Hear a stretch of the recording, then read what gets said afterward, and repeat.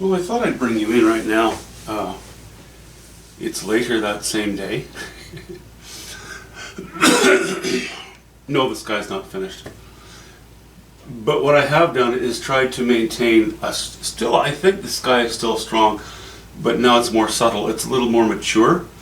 I have done the grooming, some of the blending and strengthened some areas and weakened others.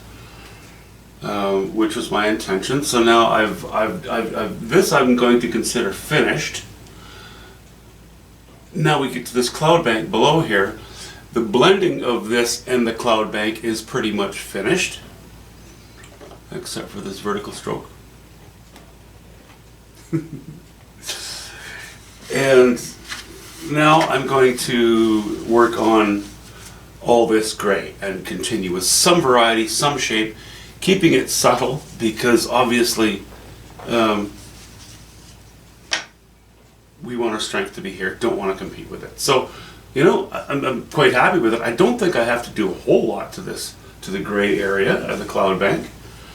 I needed to soften the edges quite a bit, because had I left the edges strong, dark to light, in this case, what I would have ended up with was a distant hill with some kind of anomaly here.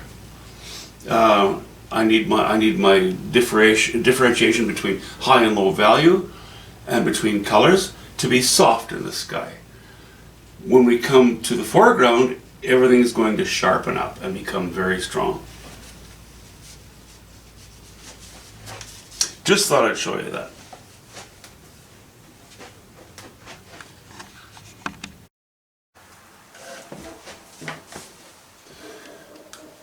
Well, I don't think you can see much down at this end of the painting, but what I've done here to continue this sky down to the land here is I've gone more towards cobalt blue and a little bit of raw umber and raised the value just slightly. So we have, more than just one dimension of this cloud here. That also will help to set this off a little bit, the dark slice here and some of the trees, as well as the shady side, of course. Now, these trees, this little bank of trees in the distance, when I do things like that, I'm so tempted so often. No, see, that's too blue. I can't go too blue with that. I already have too much cobalt blue there.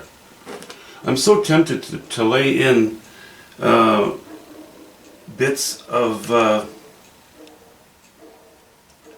short bits of vertical trunks, just indicating, because of course when you look at a bank of trees you'll see the odd trunk showing through, but this is just a, what is it, it's not an afterthought, but it's just sort of a supportive thing for the rest of this.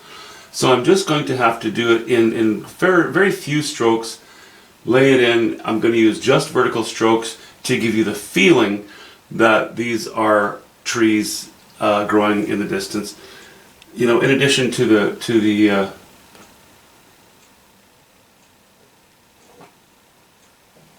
shape of the top of the tree.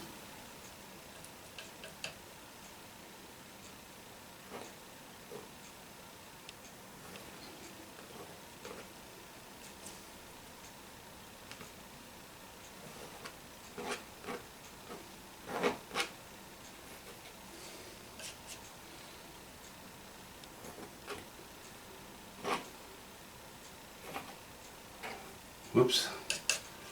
Somehow that lighter blue snuck through there just a little bit.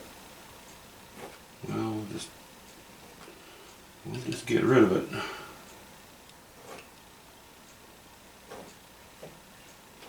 Don't you hate it when some of your paint strokes want to boss you around?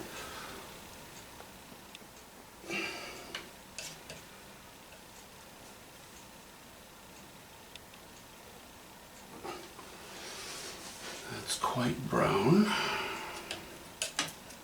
This is just, this is actually now cobalt blue and some burnt sienna. As long as I don't put too much white in there, I think it will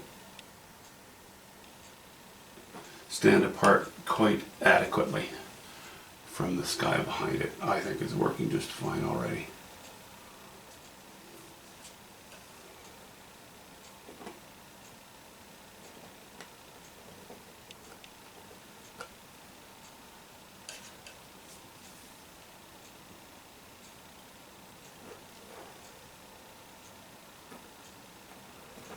Come on.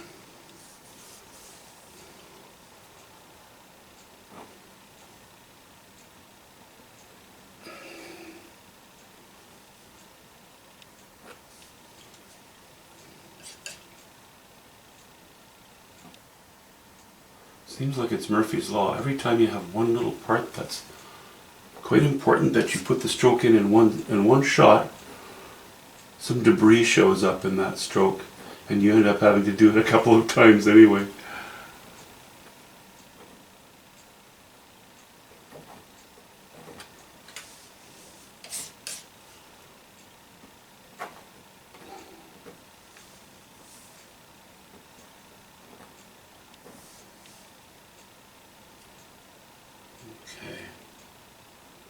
Just a hint of white. You gotta need a little bit of white in there.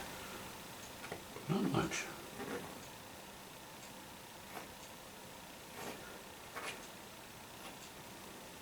I'm actually not really liking how brown a lot of that is either.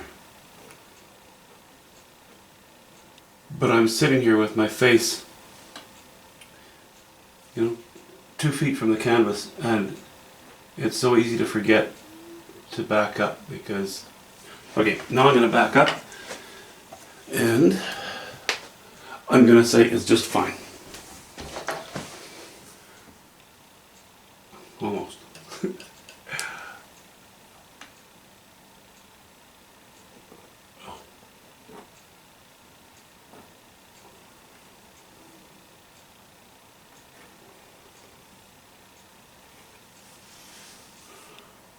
Yeah, that's pushed far enough back. Okay. Now we're going to jump forward a little bit. So I've been standing back and having a look at this. I liked the idea of, because I have this side in the shade, this side of this knoll, of this hill in the shade, and this in the shade, I wanted to balance it with something back here that was also in the shade, and not introduce sunlight until we came even closer. Looking at it now design-wise, I think because we have this mass of toned down low temperature gray, that's enough to balance this area. So I think I can get away with coming right from this line, including this tree, and having sunlight catch the whole area. If I don't do that, I'll end up with a very small sliver of fairly bright or fairly warm and intense colors coming up here.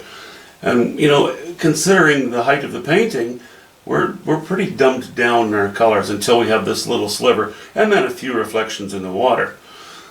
So I think, yeah, it's washed in dark, but I'm going to put some light on there as well.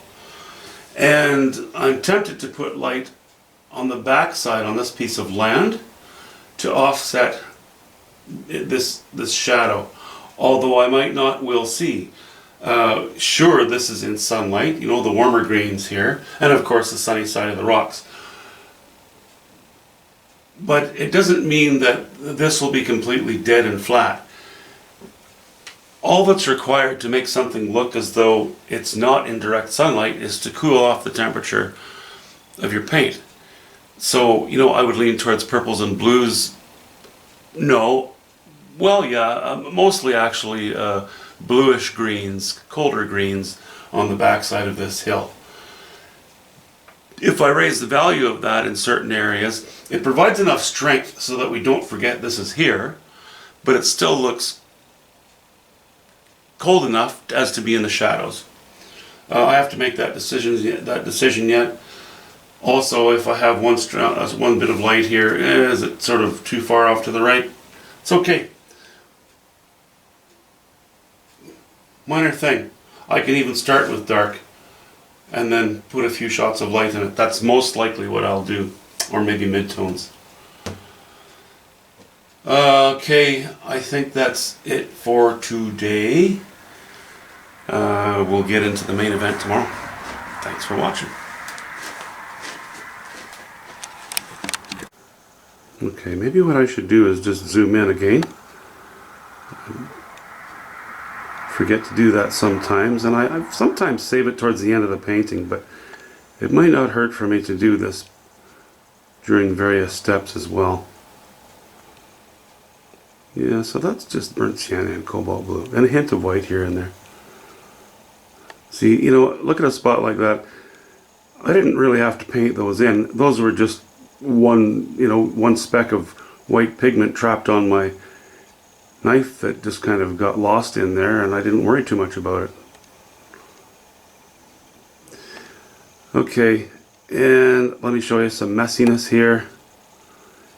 You can see how so much of the washing is showing through in areas, but that provides good variety.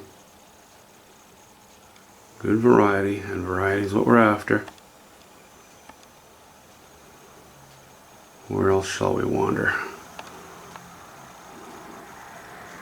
Let's wander into the light areas. Just another reminder of the variety of pigments, even in a small area.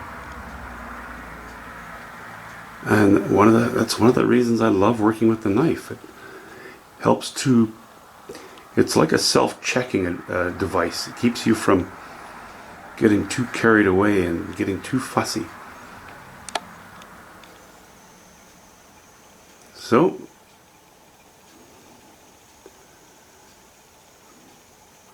yeah, tomorrow we'll jump into the foreground. Okay.